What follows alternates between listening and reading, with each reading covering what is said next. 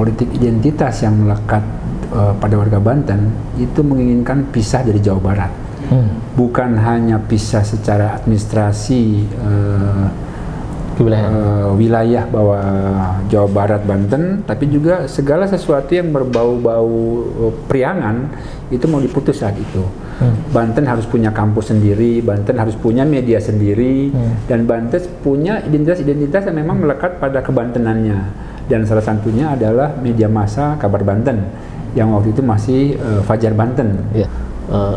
Kelahiran Kabar Banten memang tidak lepas dari sejarah Provinsi Banten, karena hanya selang kurang dari 1 bulan Kabar Banten ini terbit di Provinsi Banten, dan ini salah satu juga aspirasi dari masyarakat Banten bahwa ketika Provinsi Banten ini berdiri sendiri otonom di 4 Oktober 2000 itu, masyarakat Banten juga membutuhkan media massa di Banten, dan salah satunya Kabar Banten yang waktu itu pertama kali berdiri dengan nama Fajar Banten.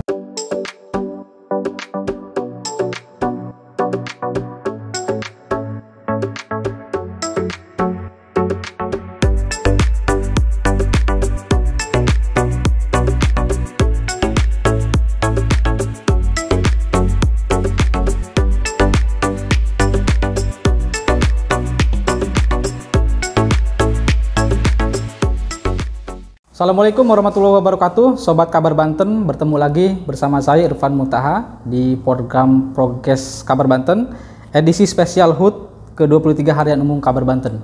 Kali ini kita akan berbincang dengan pimpinan redaksi Harian Umum Kabar Banten, Bapak Maksuni Husen. Assalamualaikum warahmatullahi wabarakatuh. Selamat. Gimana kabarnya, sehat Pak ya? Alhamdulillah sehat Pak Irfan. Alhamdulillah.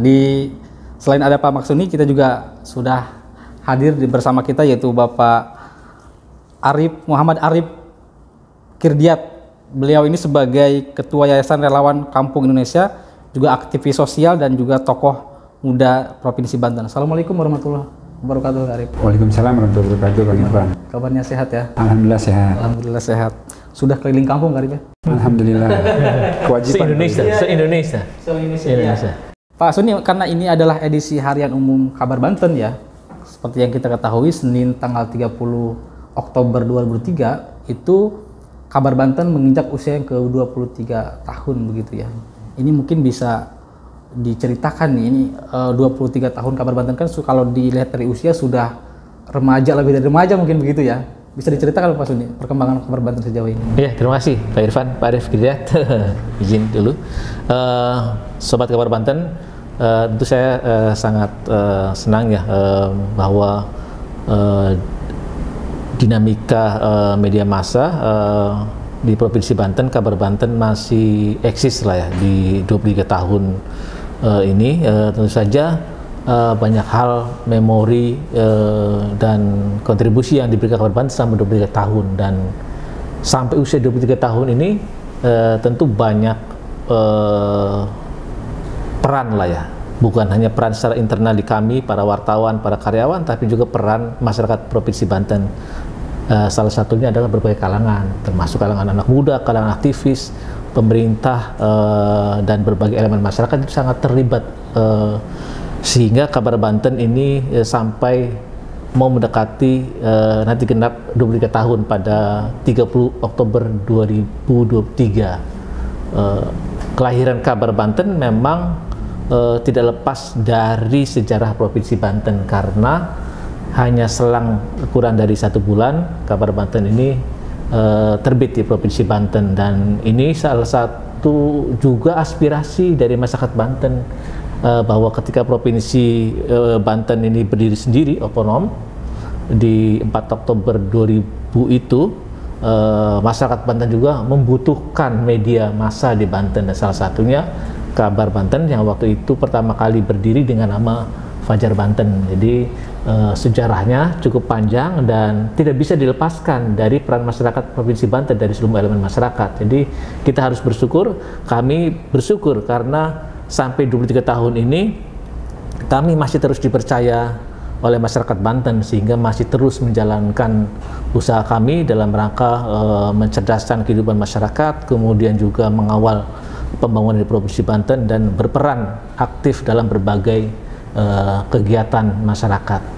Ini yang tentu saja yang kami selalu syukuri setiap kali kami berulang tahun, dan tahun ini adalah 23 tahun, sama seperti Pak Irfan tadi sampaikan bahwa 23 tahun kalau disamakan dengan usia seseorang, manusia itu kan sudah menginjak masa dewasa dan masa kemasan. Kalau atlet itu 23 tahun itu masa top performanya di situ, 23 itu masa masa kemasannya di situ gitu ya. Sedang ini prestasi. Iya, harus banyak berprestasi, dan ini mudah-mudahan juga menjadi semangat lah di 3 tahun ini Kabar Banten bisa mencetak prestasi dan bisa melakukan lompat-lompatan dalam bisnis media di Provinsi Banten. Begitu, Pak Irfan. Artinya perkembangan Kabar Banten juga tidak jauh dari perkembangan Provinsi Banten ya, karena pasti banyak mencatat terkait dengan kebijakan Provinsi Banten begitu ya. Iya, kami memiliki catatan lah ya selama 23 tahun ini,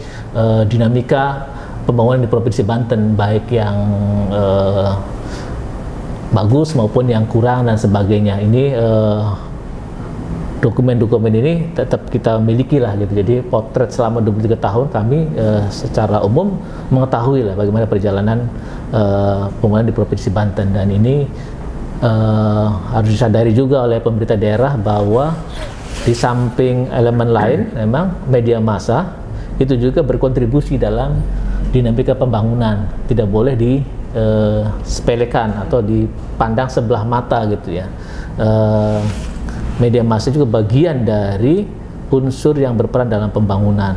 Jadi karena bagian elemen penting juga, maka hubungannya harus terus pererat ya. Tentu saja bukan berarti mengintervensi dan sebagainya, tapi juga mendorong media massa di Banten, termasuk Kabar Banten, bisa tumbuh secara sehat usahanya, dan juga memberi kontribusi besar bagi pembangunan di Provinsi Banten. Jadi kalau begitu Kabar Banten tahu betul perkembangan dan tidaknya Provinsi Banten ini ya? Ya tahu ya. Kami tidak mengklaim paling tahu, tidak gitu ya. Tapi paling tidak mencatat hal itu ya? Ya, kami memotret lah ya, memotret seluruh dinamika pembangunan Provinsi Banten. Baik. Mungkin Kak Arif juga ini sebagai tokoh pemuda Banten ya, pasti juga mencermati dinamika Provinsi Banten begitu ya, selama 23 tahun ini, karena bersamaan lahirnya dengan Kabar Banten juga. Nah, Kak Arif pertama kali mengenal Kabar Banten ini sejak tahun berapa nih, Kak Arif? Ya, itu sudah lama ya. Kabar Banten ini kan lahir seperti tadi dikatakan oleh Pak Suni, ini tidak lepas dari kelahiran provinsi yang lahir pada Oktober tahun 2000 waktu itu. Nah, memang politik identitas yang melekat pada warga Banten itu menginginkan pisah dari Jawa Barat. Bukan hanya pisah secara administrasi wilayah bahwa Jawa Barat Banten, tapi juga segala sesuatu yang berbau-bau priangan itu mau diputus saat itu. Banten harus punya kampus sendiri, Banten harus punya media sendiri, dan Banten punya identitas-identitas yang memang melekat pada kebantenannya. Dan salah satunya adalah media massa Kabar Banten yang waktu itu masih Fajar Banten. Jadi anak dari pikiran rakyat. Jadi kalau sudah pisah dari Jawa Barat tapi masih baca pikiran rakyat, itu belum dirasakan ngebanten gitu. Belum ngebanten. Jadi memang masyarakat waktu itu masih euforia terhadap kehadiran koran-koran yang memang punya wajah kebantenan. Nah, ini yang diinginkan, dan hal ini ditangkap oleh para pengambil kebijakan di pikiran rakyat saat itu. Maka di spin off lah, dilahirkanlah anak perusahaan Fajar Banten waktu itu. Nah, lahirnya media massa saat itu memang untuk mengontrol sistem kerja pemerintahan provinsi yang baru lahir saat itu. Karena tidak bisa dilepaskan, yang namanya media massa adalah salah satu pilar demokrasi. Dalam hal ini sistem controlling yang paling efektif itu media massa. Sebab dengan upaya kontrol yang melekat dengan penuh tanggung jawab, sistem penulisan berita itu jadi sebagai kontrol terhadap jalannya pemerintahan. Nah, makanya nggak heran ketika beberapa kasus-kasus besar, kasus meninggalnya Cecep Gustomi, kasus pemilihan gubernur pertama, kasus pilgub, pemilihan gubernur beberapa periode berikutnya, media massa itu menjadi salah satu penentu arah. Makanya ketika Cecep Bustami meninggal, tiba-tiba koran di Banten hilang. Ini kan artinya ketika masyarakat ingin tahu apa yang terjadi saat itu, mereka menunggu dari koran saat itu. Ini menjadi titik tolak saat itu ya, karena meninggalnya Cecep Bustami waktu itu berita yang besar. Nah, itu satu. Terus munculnya beberapa pilgub. Karena euforia kita mau menentukan gubernur baru, mau mendapatkan pemimpin baru, tentu masyarakat juga butuh informasi yang jelas. Karena saat itu belum ada sosmed, belum ada Facebook, TikTok, Instagram, yang memang saat itu tahun 2000-an itu orang belum familiar pakai handphone. Karena handphone belum mumpuni untuk mensupport film, video. Baru ada waktu itu pager dan SMS. Itu dua itu yang memang kehadiran koran itu menjadi sangat krusial. Nah, kalau saya lihat tadi memang benar ya, the golden age-nya itu memang usia 20-an ini nih, 23, 25, yang memang menjadi masa transisi ketika sebuah perusahaan mampu melewati masa-masa balita, masa-masa remaja, dan masuk ke arah dewasa. Ini suatu rekor sebenarnya. Karena ketika masuk balita, sudah lewat masa imunisasi, sudah lewat masa puber ketika remaja, 17-an, dan masuk ke 20-an, dan sampai sekarang ke 23 tahun, ini suatu prestasi sebenarnya. Tidak banyak media, sekelas nasional pun, yang bisa melewati masa-masa kritis. Nah, ketika 23 tahun ini membuktikan bahwasanya media massa Kabar Banten ini, yang berubah nama dari Fajar. Kalau dulu Fajar Banten itu pasti berharap hanya pada koran pagi. Tapi ketika beralih ke kabar, berarti setiap saat 24 jam pun tentu orang itu menunggu kabar terbaru. Nah, ini juga terobosan-terobosan yang punya filosofi-filosofi yang memang melekat pada media massa tersebut. Nah, salah satu memang filosofi yang ditunggu masyarakat adalah kebenaran sebuah berita. Nah, itu melekat pada media massa yang memang punya integritas. Nah, sekarang kita agak susah nih, mana membedakan berita hoax, berita palsu, dan berita asli. Nah, ini tantangan bagi Kabar Banten bagaimana menyajikan sebuah berita dengan tetap memegang teguh karakter pemberitaan itu sendiri yang harus berimbang, harus asli, tidak dibuat-buat. Ini tantangan ke depan agar pembaca juga masih tetap meyakini bahwa Kabar Banten adalah media massa yang memang harus ditunggu. 23 tahun Kak Arif ini Kabar Banten sudah berdiri begitu ya, mengawasi jalannya roda pemerintah Provinsi Banten. Nah, Kak Arif sebagai orang yang tentunya tahu tadi soal perkembangan Kabar Banten. Nah, apakah Kabar Banten hingga saat ini masih menjadi referensi masyarakat begitu untuk mendapatkan berbagai informasi di Provinsi Banten? Ya, tentu ini menjadi tantangan tersendiri bagi pengambil kebijakan di Kabar Banten. Dalam perubahan media massa yang begitu cepat sekarang, bagaimana perubahan perilaku, perubahan tipe konsumsi, anak-anak milenial saat ini, mereka tentu agak susah untuk membaca koran. Karena dalam kehidupan mereka, dalam keseharian mereka, itu mereka lebih melekat pada gadget ya, pada handphone. Nah, ini tentu ketika hadirnya Kabar Banten Online dengan menyajikan berita-berita yang real, up to date, ini sebenarnya sudah menjawab tantangan kekinian. Nah, tentu menjawab tantangan tersebut harus dengan inovasi-inovasi yang lebih mumpuni. Dalam arti anak muda sekarang itu dia tidak mau pusing-pusing, tidak mau scroll banyak-banyak, tidak mau capek-capek. Intinya itu apa sih?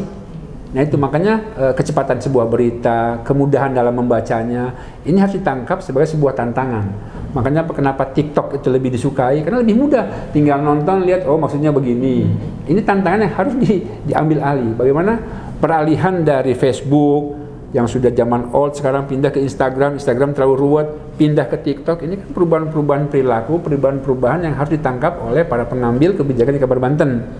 Nah, oleh karena itu memang tantangan ke depan bukan tantangan bagaimana mencari iklan, tapi juga tantangan bagaimana menyajikan sebuah berita itu layak dan mampu dikonsumsi oleh masyarakat. Nah, kata layak inilah yang harus dipertahankan. Jadi apakah layak untuk dikonsumsi pemberitaannya, asli apa tidak? Tentu ini akan menjadikan Kabar Banten pilihan utama di antara serbuan berita-berita hoax. Kenapa? Kabar Banten yang sudah tervalidasi di Dewan Pers sebenarnya itu lebih punya ciri khas ya. Tinggal bagaimana sekarang tantangan terberatnya mengambil hati gen milenial itu sebagai pembaca terbesar saat ini agar mau membaca kabar Banten. Ada pergeseran pembaca. Kalau Kak Arif pembaca apa nih? Masuknya dalam kategori pembaca lama. Kalau pembaca lama mungkin apakah hanya koran saja begitu atau memang mengikuti juga perkembangan digital di kabar Banten? Jadi tipe pembaca itu kan berbeda-beda. Dari segi usia, dari segi tingkat konsumsi, itu akan berbeda-beda. Kalau dari segi usia, orang-orang tua zaman old dulu pasti mau baca koran.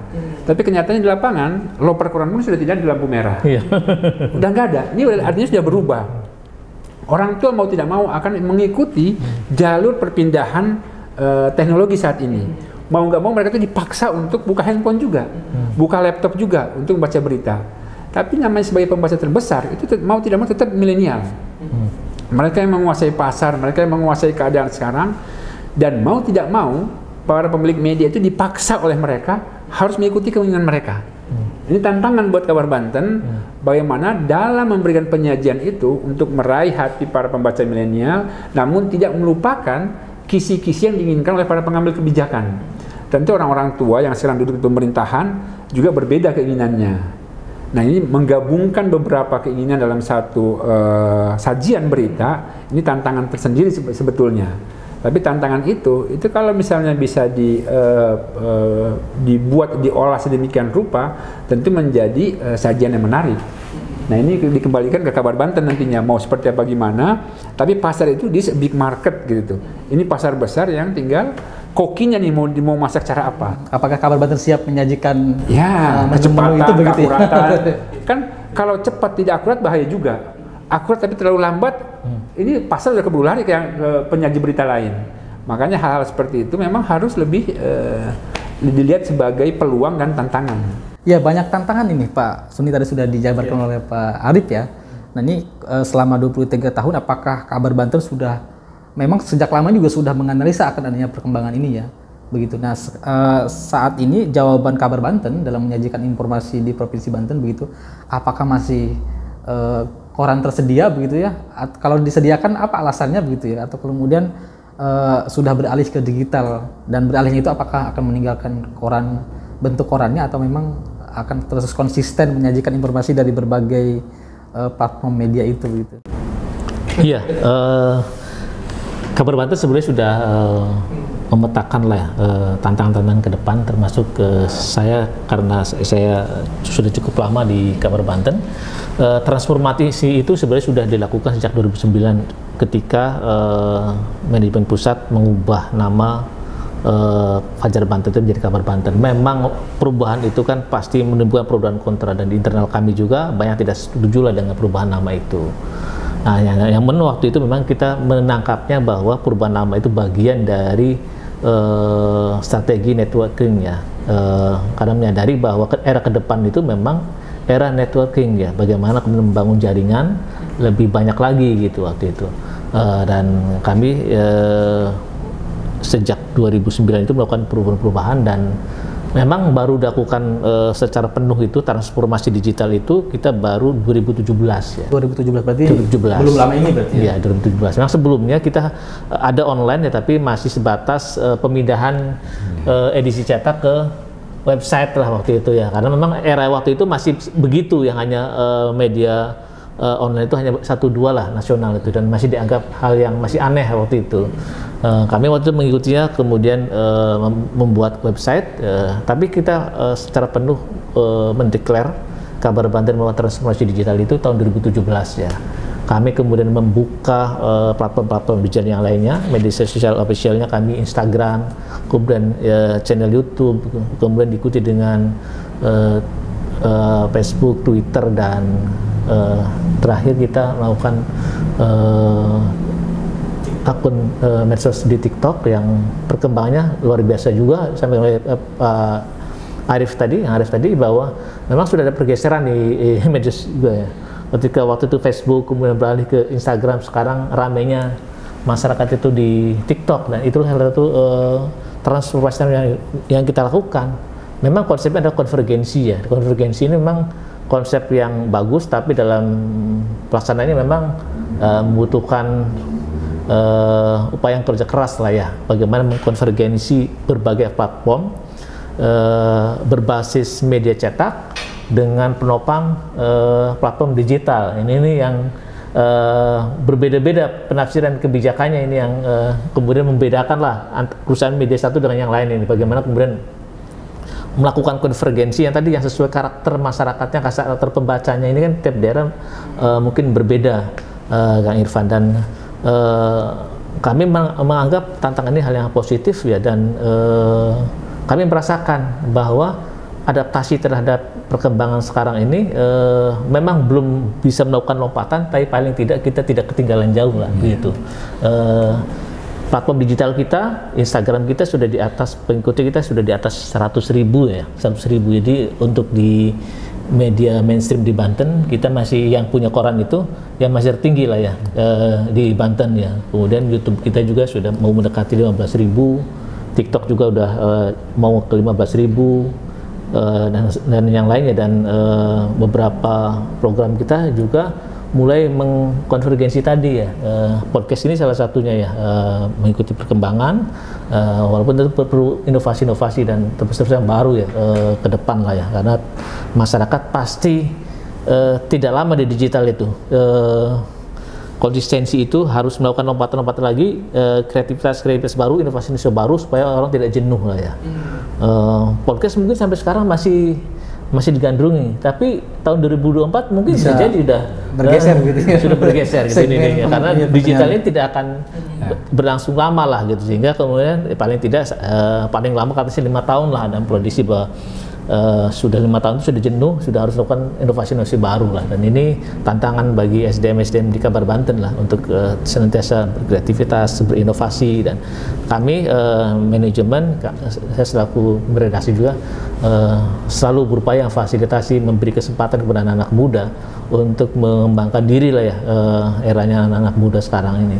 Jadi masa depan media massa juga sangat tergantung pada SDM di perusahaannya gitu ya. Nah, tantangan ke depan ini memang itu faktor SDM ini menjadi salah satu faktor lemah lah ya di media massa sekarang ini, termasuk di Kabar Banten gitu. Tapi Kabar Banten sejauh ini masih kuat lah ya SDM-nya.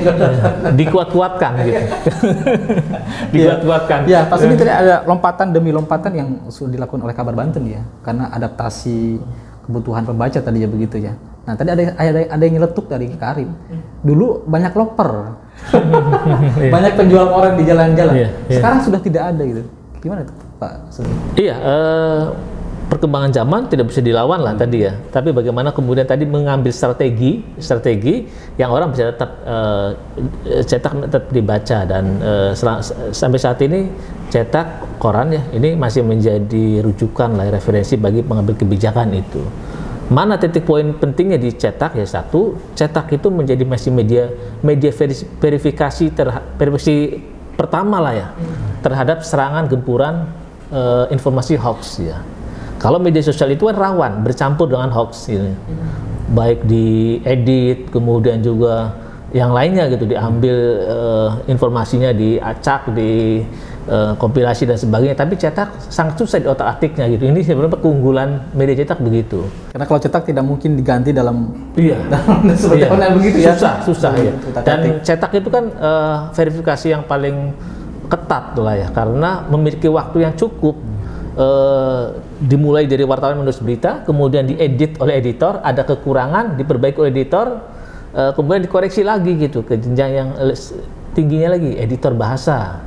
Kalau ada sesuatu yang tidak lagi, bisa dikoreksi lagi. Terakhir memang di redaksi. Jadi memang ada tahapan-tahapan yang dilalui. Jadi kecil kemungkinannya misalkan koran itu memberitakan yang hoax lah ya gitu. Karena kerja jurnalis itu kalau berita cetak punya ruang waktu yang banyak begitu ya untuk memverifikasi di lapangan ya. Tapi itu sudah menjawab Pak Suni pertanyaan Sobat Kabar Banten tadi. Sobat pasti banyak yang bertanya, kok sekarang nggak ada pedagang koran begitu. Sekarang sudah terjawab, ternyata tidak ada pedagang koran, tetapi tetap koran itu menjadi referensi utama ya. Referensi utama itu apakah masih segmen pembaca saat ini? Di mana maksudnya? Apakah pemangku kebijakan atau masih? Iya, pemangku kebijakan. Artinya kita mengambil segmennya adalah bagaimana kemudian konten di media cetak ini mampu mempengaruhi kebijakan lah gitu. Memang yang bacanya satu gitu, tapi yang baca satu itu bisa mempengaruhi pembaca yang lain lah ya, yang memiliki anggota, memiliki jemaah, memiliki anak buah gitu. Dari mana? Oh, kemarin saya baca di Kabar Banten begini nih. Oh ya begitu. Itu yang yang kita ambil. Dan harus kita akui memang untuk jumlah oplah dan sebagainya pastilah menurun. Ini. Tapi kalau kualitas berita tidak menurun lah ya soal kadar jurnalis ya. Ya kualitas tergantung perkembangan lah ininya. Tapi yang jelas kita ambil poinnya cetak itu masih menjadi core bisnis Kabar Banten ya, tadi masih mempertahankan keunggulan tadi itu yang belum dimiliki oleh media digital lah gitu. Jadi ini penting diceritakan nih Pak Suni, cara-cara kerja.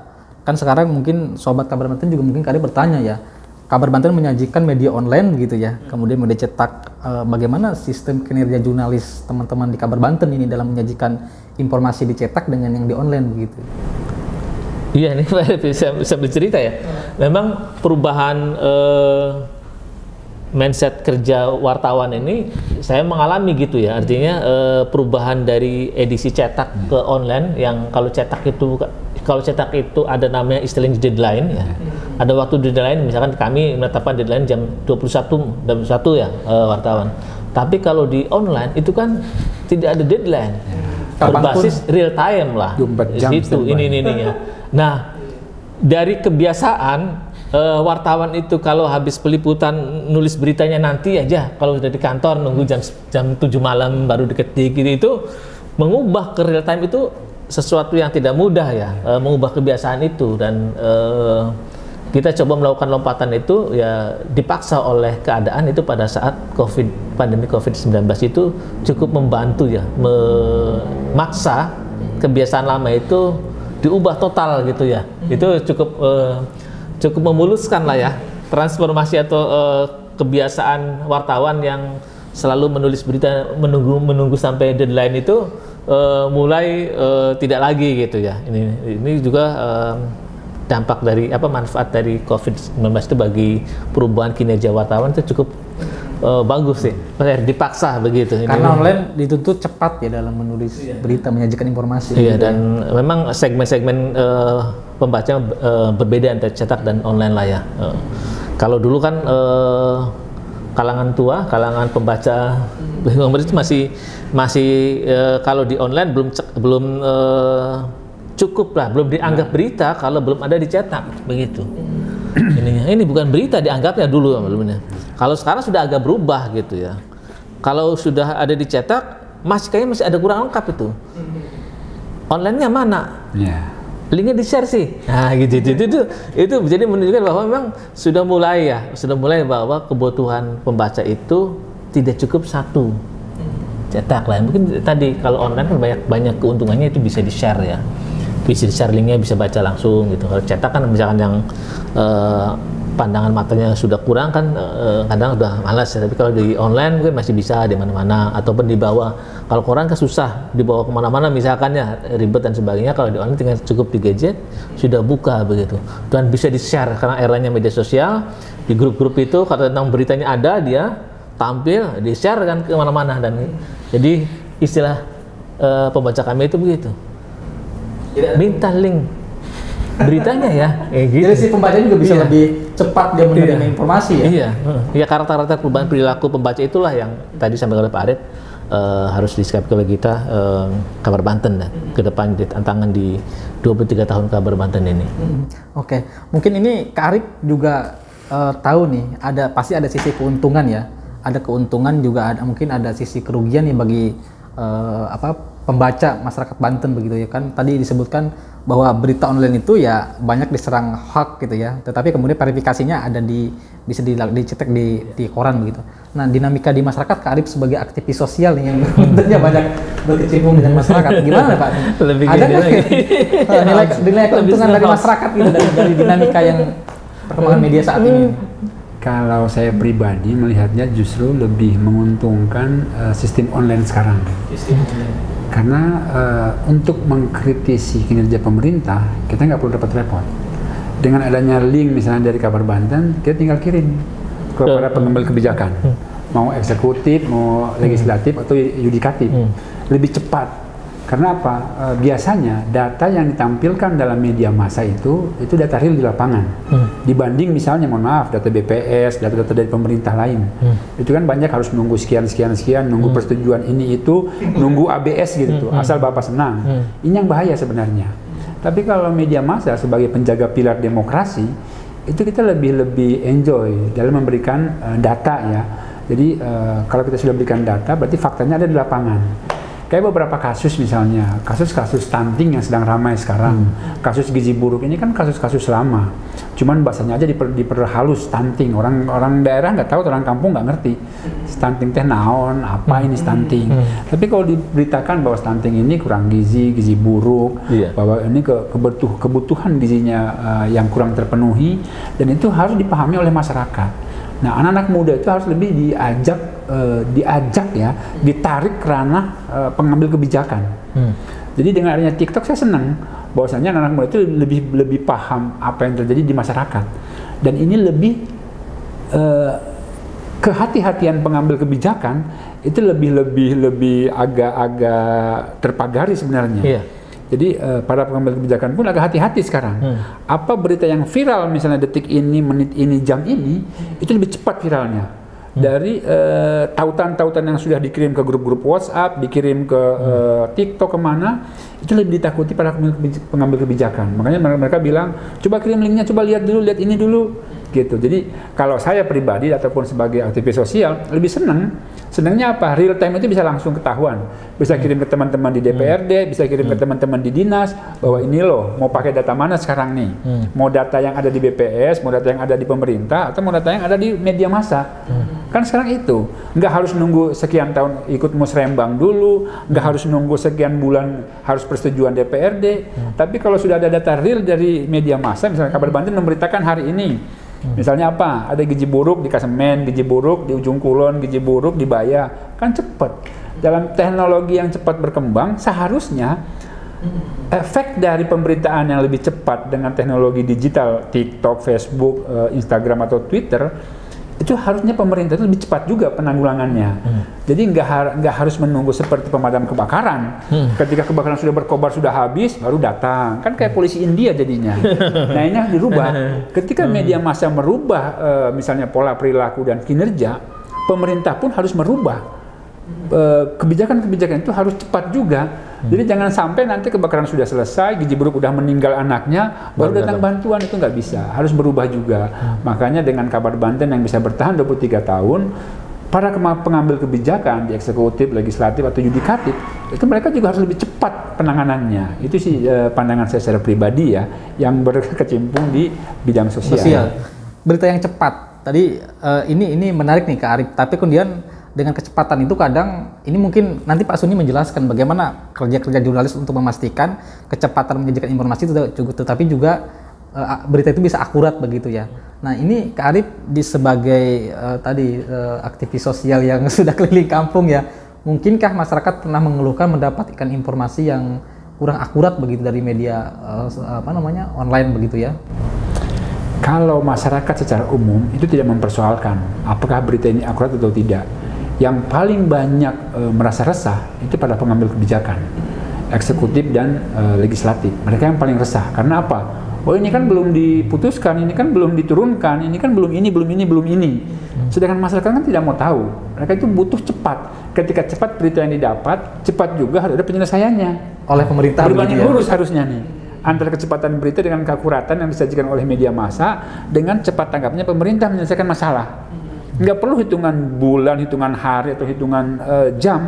Dalam hitungan menit, koordinasi itu bisa dilakukan sebenarnya. Karena hierarki pemerintahan jelas, sampai RT, RW, desa, lurah, kecamatan, kabupaten, provinsi. Ini cepat. Jadi cukup dengan WA, tolong dicek ini.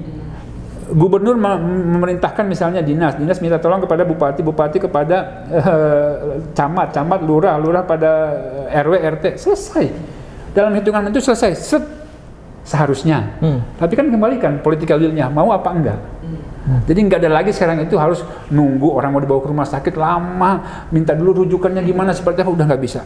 Kita udah out of date ya. Jadi artinya apa? Dalam mengejar kecepatan milenial, ini para orang-orang kolonial nih, orang-orang yang tua-tua ini harus cepat mengikutinya juga, karena kecepatan berita itu juga harus berbanding lurus dengan penyelesaian.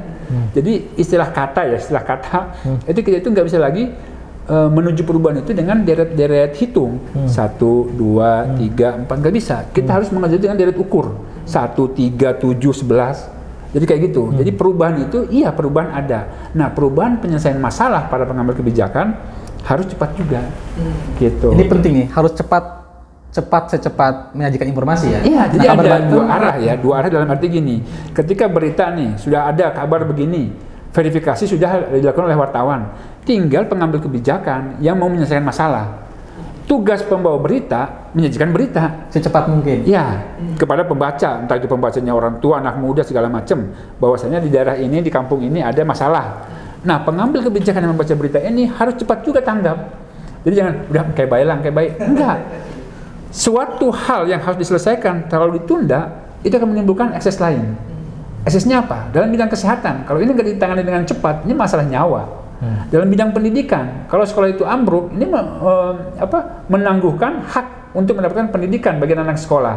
Dalam hal-hal lain, infrastruktur, makanya sekarang nggak ada lagi istilah-istilah kata itu engke baik. Sekarang harus cepat. Karena apa? Anggaran standby ini ada di DPRD.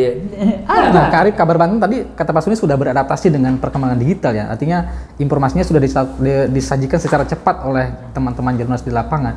Nah, kata Kak Arif tadi harusnya pemerintah juga beradaptasi nih di Provinsi Banten. Ini gimana menurut Arif? Apakah sudah karena pengambil kebijakan ini nih? Pengambil kebijakan kan ada 3. Ini mereka yang bermain semua nih. Ada eksekutif, gubernur, bupati, camat, ada legislatif, DPRD, terus BPD segala macam, ada yudikatif, ada kejaksaan, ada pengadilan, ada polisi. Di sini nih orang-orang yang punya kebijakan-kebijakan saling keterkaitan.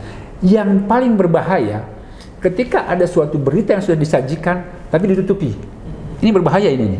Artinya dalam tanda kutip ditutupi. Dalam tanda kutip, tapi dalam keterbukaan gitu tuh. Sekarang nggak ada lagi yang bisa ditutupi. Masyarakat lebih cerdas. Mereka kalau tidak dapat kabar dari Kabar Banten, mereka akan cari tahu sendiri. Di grup WA mereka, di grup keluarga, di grup tetangga, di grup komplek, di grup perumahan, grup kampung. Sekarang hampir semua kampung, hampir semua desa punya grup WhatsApp, punya grup Facebook. Sebagai wadah informasi ya? Sebagai wadah informasi mereka. Ini inisiatif mereka mencari kabar terbaru. Dengan inisiatif sendiri ya, dengan jurnalisme warga. Nah, tentu informasi yang disajikan Kabar Banten adalah sebagai penyeimbang. Nah, ketika berita dari warga sudah ada sudah A1, Kabar Banten memberitakan sudah A1, tinggal pengambil kebijakan, arahnya mau kemana nih? Gitu. Jadi ketika masyarakat sudah mau berubah, masyarakat ingin pelayanan lebih cepat, nah pelayan ini harus memberikan pelayanan, jangan mau disuapin terus gitu tuh. Ini yang jadi masalah ini nih. Ini masalah. Di negara-negara maju, media massa itu sebagai kontrol, sebagai penyeimbang. Makanya mereka agak sedikit khawatir. Dulu ketika misalnya Provinsi Banten baru lahir, media massa itu sebagai mitra. Nah, makanya sekarang pengambil kebijakan itu jangan lagi melihat media massa sebagai ini apa lagi nih, nanti gue jadi ATM nih, nanti gue jadi ini nih. Enggak. Sekarang zaman udah berubah gitu tuh. Jadi jangan wartawan datang ini mau ngapain nih. Enggak, justru ada apa yang bisa dikerjakan, apa yang bisa dibantu buat masyarakat. Kan itu sebenarnya sebagai penyaji berita. Nah, tinggal pengambil kebijakannya nih. Pengambil kebijakan ini mau serius kerja atau enggak. Saya ditanya mau serius kerja apa enggak. Mereka itu disumpah, baik yang ASN ataupun para pengambil kebijakan yang dipilih. Bupati, gubernur, ini kan orang yang dipilih sebenarnya. Terus bagaimana para BUMD itu memberikan pelayanan pada masyarakat. Jadi udah capek masyarakat lah, udah capek dengan drama-drama Korea segala macam yang disajikan hampir tiap hari, disajikan dengan advertorial ABCD, penekanan angka stunting. Kenyataannya orang gizi buruk banyak.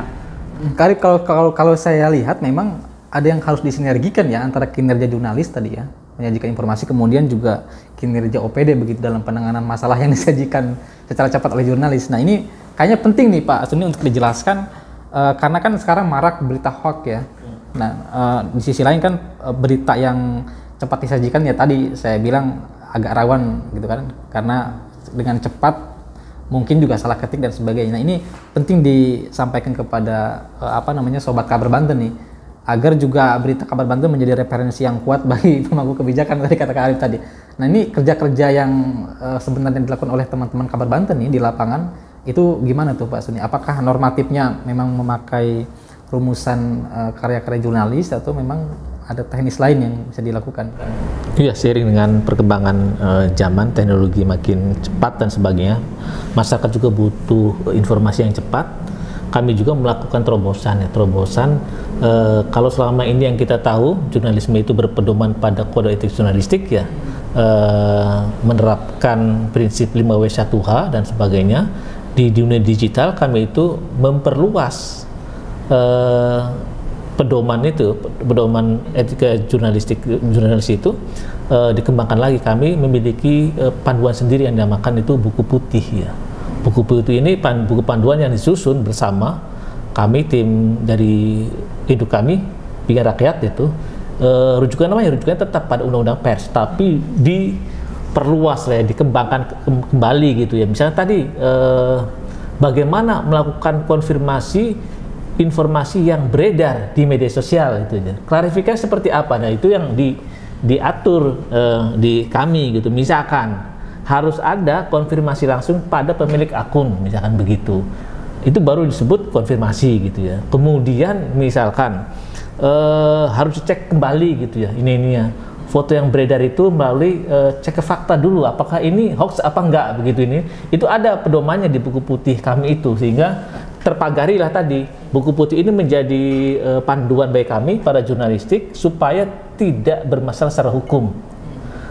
Karena kita tahu bahwa masyarakat sudah semakin cerdas kalau menyangkut hal-hal yang berkaitan dengan pemberitaan yang kemudian tadi disebut hoax dan sebagainya, atau bermasalah secara hukum, kami bisa digugat secara hukum. Nah, kami membuat pagar-pagar yang disebut dengan buku putih tadi, pedoman-pedoman yang tentu saja merujuk pada kode etik jurnalistik tadi. Bagaimana supaya cepat tapi aman gitu ya, sesuai kode etik jurnalistik. Nah, kita kembangkan sudah tidak sesuai kalau misalnya kita masih menerapkan tadi melalui kode etik jurnalistik sebagaimana jurnalistik konvensional tadi 5W1H kemudian, karena sekarang sumber media sosial itu menjadi salah satu sumber informasi juga gitu ya, yang dulu kita tidak mengenal itu salah satu sumber berita itu di media sosial itu. Ini kalau sekarang kan ada itu namanya sumber dari media sosial itu. Nah, itu yang kemudian kita terjemahkan dalam pengembangan di pedoman jurnalistik tadi ya, sehingga amanlah secara hukum, tapi pesan yang kita sajikan atau konten berita yang kita sajikan bisa didapat oleh masyarakat secara cepat gitu. Masyarakat memperoleh informasi yang cepat, tapi kami tidak bermasalah secara hukum gitu. Jadi karena kami memiliki pedoman yang bisa memagari pemberitaan kita memang tidak hoax lah gitu ya.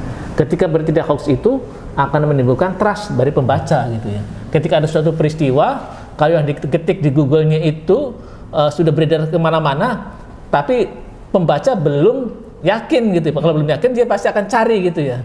Media mana yang menjadi sumber referensi ini bahwa ini sudah benar gitu ya. Kalau yang masih beredar itu biasanya ini benar nggak? Ini benar nggak? Akhirnya orang kan pasti cari. Nah, kalau kita sudah menjadi nama yang pertama kali diketik untuk memverifikasi informasi yang beredar, itulah sudah kena bahwa media Kabar Banten menjadi media pertama yang menjadi rujukan Provinsi Banten, masalah Provinsi Banten gitu. Ya, kata kalian tadi menjadi kebanggaan Banten. Tapi kalau masih belum, ya kita harus bekerja keras bagaimana kemudian menjadikan Kabar Banten menjadi nama yang pertama kali diketik kalau di online itu, memverifikasi, mencari kebenaran informasi yang beredar di masyarakat. Baik, Sobat Kabar Banten, itu perbincangan menarik saya dengan Pak Maksuni Hussein dan juga Kak Arif tadi sebagai aktivis sosial. Ternyata beliau mempunyai harapan yang sangat besar terhadap teman-teman Kabar Banten ya, karena tadi perubahan percepatan penyajian informasi, mudah-mudahan pemerintah juga bisa dengan cepat menyelesaikan masalah di lapangan gitu ya.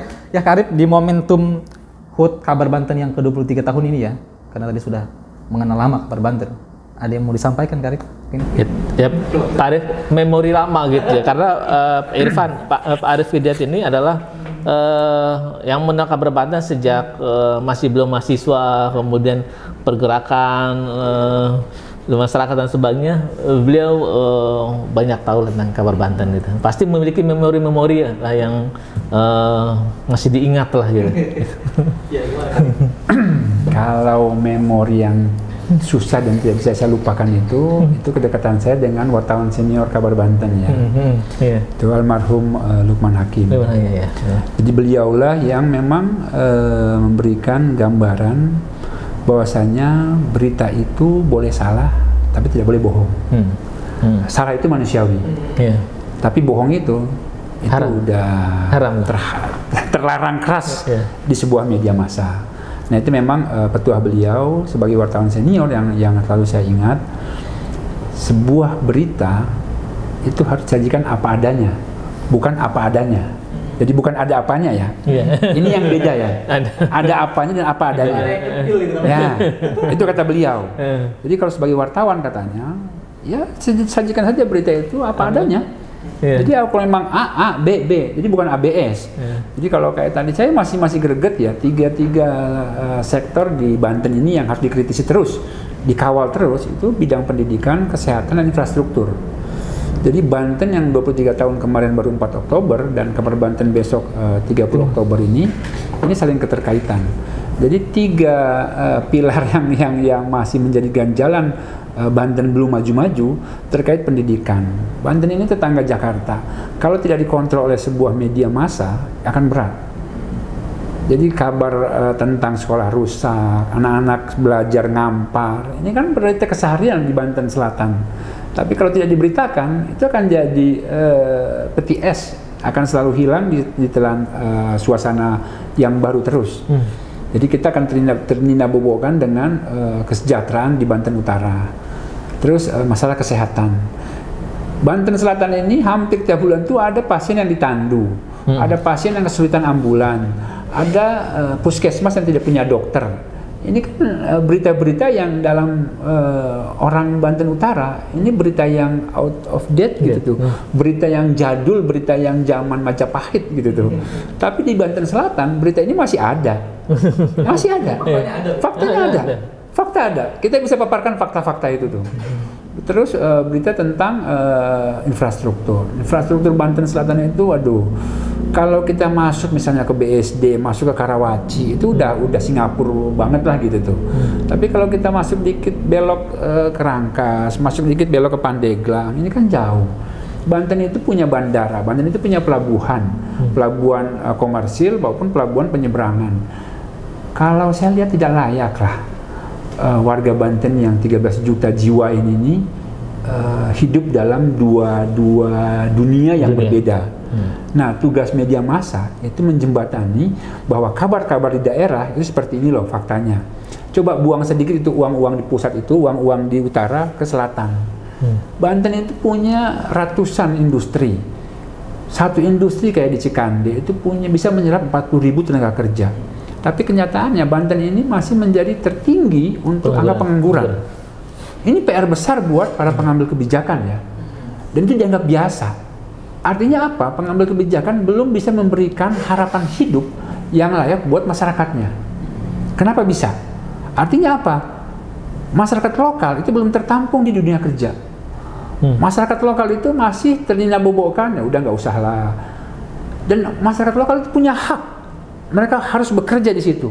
Kalau pendidikan mereka tidak mumpuni, siapkan pendidikan, siapkan beasiswa. Ini harus ditangkap oleh dunia industri dan dunia pendidikan. Dan Kabar Banten harus menyajikannya apa adanya, bukan ada apanya. Ini harus ditangkap ya. Jadi tiga poin ini memang harus dilihat oleh teman-teman Kabar Banten. Beritakan saja. Jadi memori itu yang tidak susah saya lupakan. Bahwasanya memang kata almarhum itu ya selaku wartawan senior Kabar Banten itu Kabar Banten harus menyajikan berita itu ya memang ya begitulah berita sebenarnya. Kalau kita melihat Banten Utara punya bandara, pesawat hampir tiap menit mendarat landing. Kita punya bandara ada di Soekarno-Hatta, ada di Curug, ada di Pondok Cabe. Ini kan bandara-bandara yang memang dimiliki sebagai kebanggaan. Bandara itu ikon keberhasilan pembangunan. Tapi kenyataannya gizi buruk di Banten Selatan, gizi buruk di Kota Serang ini kan tinggi. Artinya ada gap di sini nih. Gap ini harus diberitakan. Bahwasanya gaji anggota dewan, gaji tunjangan gubernur, tunjangan OPD ini tinggi. Tapi kenyataannya orang untuk bertahan hidup dengan satu hari $1 masih ada. $1 itu 15.000. 15.000 ini berapa? Kalau dikali 30 hari 450.000. Masih banyak guru-guru honor madrasah, guru-guru honor SD yang digaji 300.000. Artinya di bawah garis kemiskinan. Di bawah UMR, di bawah UMK. Makanya nggak heran kalau orang-orang selatan itu akhirnya eksodus. Akhirnya keluar ke Jakarta, ke Tangerang, ke Jabotabek mencari harapan hidup. Artinya apa? Ini menjadi bom waktu, bahwasanya memang bom waktu ini akan terus berlangsung lama. Artinya apa? Ini persoalan yang pelik. Tapi persoalan itu pelik bukan untuk didiamkan, untuk mencarikan solusi. Nah, makanya nostalgia tentang kabar Banten, nostalgia tentang pembangunan Banten, nostalgia tentang hal-hal yang berbau yang manis-manis, yang baik-baik, cukup menjadikan pelajaran, batu lompatan untuk melihat ke depan. Ketika sekarang pemerintah pusat sudah mengkeluarkan pindah ibu kota, Banten ini belum merasakan loh ekses dari ibu kota Jakarta. Padahal tetangga dekat. Kalau kita bicara tentang Jakarta yang glamor, Sudirman Tamrin, Monas segala macam, iya. Tapi kalau Banten belok dikit ke Kronjo, Banten belok dikit ke selatan, bagaimana perbandingan hidup itu sangat jauh, ini kan tidak bisa diterima dengan akal sehat. Nah, bedanya Banten Jakarta, Banten ada menara. Ya, ini kan terlalu terdinabobokan bahwasanya kejayaan Banten yang menguasai dulu Asia, menguasai perdagangan dunia dengan rempah-rempah, itu cerita masa lalu. Sekarang kita harus buat histori sendiri, sejarah sendiri, bagaimana sejarah kegemilangan Banten masa depan itu ditentukan hari ini. Kita nggak bisa mungkin jaya kalau anak-anak kita masih stunting. Stunting ini artinya apa? Pola pertumbuhan hidup mereka itu nggak normal. Mereka tidak akan bisa menerima pelajaran dengan baik. Indonesia setiap tahun menang juara olimpiade, tapi itu satu di antara sekian ratus juta orang Indonesia. Itu bukan tolak ukur. Menangnya kita di olimpiade matematika, olimpiade fisika, itu bukan tolak ukur. Tolak ukurnya adalah pemberitaan pendidikan, pemerataan bagaimana orang-orang di BSD, orang di Karawaci, orang di Cilegon, itu sama yang didapati orang-orang di selatan. Itu pembangunan yang ideal ya. Kita tidak ideal misalnya kayak Singapura, Malaysia terlalu jauh lah. Ideal untuk memeratakan bagaimana gaji di utara dengan gaji di selatan, gaji UMR di Cilegon, UMR di Serang dengan UMR di Lebak, gaji real yang didapatkan oleh para guru-guru honor yang cuma 300.000. Ini nggak layak lah gitu. Itu mungkin nostalgia itu harus dibangun, harus dibangunkan untuk dibuatkan menara kejayaan di masa datang. Oke, pesan 3 yang saya tangkap pesan dari Kak Arif untuk kabar Banten, kabar untuk Banten begitu ya kira-kira ya. Ya Pak Suni, ini di momentum HUT yang ke-23 tahun kabar Banten ini ada yang mau disampaikan? Ada berita bagus kan buat di kabar Banten? Iya, tentu saja kami bersyukurlah bahwa kita masih bisa menjalankan usaha di media massa kabar Banten ya, juga menjalankan fungsi media massa sebagai salah satu kontrol sosial, kemudian media informasi dan media pendidikan lah masyarakat lah ya. Ini patut disyukuri ya, seberapa besar kontribusi kabar Banten bagi Banten, bagi pembangunan provinsi Banten ya, biar masyarakat yang menilai lah ya. Dalam kiprah 23 tahun ini kami menyampaikan tentu saja terima kasih lah bahwa kabar Banten sudah menginjak 23 tahun ini juga karena kontribusi seluruh elemen masyarakat Banten ya, yang membaca, yang membeli koran maupun yang bermitra dengan kami banyak sekali, dan ini salah satu yang menguatkan kabar Banten bisa berdiri kokoh hingga sekarang lah Pak Irfan. Dan di momentum 23 tahun kami berkomitmen lah tetap mengukuhkan diri menjadi media utama kebanggaan Banten, dengan tadi menghadapi tantangan yang tidak mudah bagaimana menyajikan konten kami dalam berbagai produk, berbagai platform yang kami miliki itu dengan penyajian yang mudah, sesuai dengan tren pembaca lah ya, walaupun kami masih tetap memilah ya antara pembaca, segmennya berbeda, khusus untuk kalangan milenial ini memang perlu inovasi yang sesuai dengan karakteristik pembacanya tadi, mudah, cepat ditangkap pesannya dan sebagainya, tidak bertele-tele dan sebagainya. Ini salah satu yang harus kami rumuskan, membuat konten yang sesuai dengan pembaca kami lah begitu. Terima kasih, saya juga sangat berterima kasih dengan Pak Arif Hidayat yang memiliki memori dan sejarah dengan kabar Banten, baik saat pertama kali terbit waktu Fajar Banten hingga sekarang. Beliau merupakan keluarga besar kabar Banten juga begitu, Pak Irfan ya. Dalam si langganan koran kabar Banten kali. Baik, terima kasih Pak Suni, pimpinan redaksi Harian Umum Kabar Banten atas kehadirannya Pak, berbincang dengan sobat kabar Banten ya. Pak Arif, begitu pun dengan Pak Arif tadi banyak hal sepertinya yang perlu diperhatikan oleh pemerintah Provinsi Banten tadi Pak Suni ya, karena memang jadinya kabar Banten ini tidak lepas dari juga pembentukan Provinsi Banten. Mudah-mudahan kabar Banten tetap bersama Pak Suni dan juga Pak Arif gitu ya. Sobat kabar Banten. Dan kritik-kritik beliau ini yang cukup membuat telinga para pemangku kebijakan panas lah gitu. Dan nanti kita lanjutkan lagi perbincangannya Kak Arif. Sobat kabar Banten, itulah perbincangan saya tadi dengan pimpinan redaksi Kabar Banten Pak Maksuni Hussein dan juga Kak Arif, Muhammad Arif, aktivis sosial dan juga tokoh pemuda Provinsi Banten. Saksikan terus program podcast Kabar Banten. Assalamualaikum warahmatullahi wabarakatuh. Waalaikumsalam warahmatullahi wabarakatuh.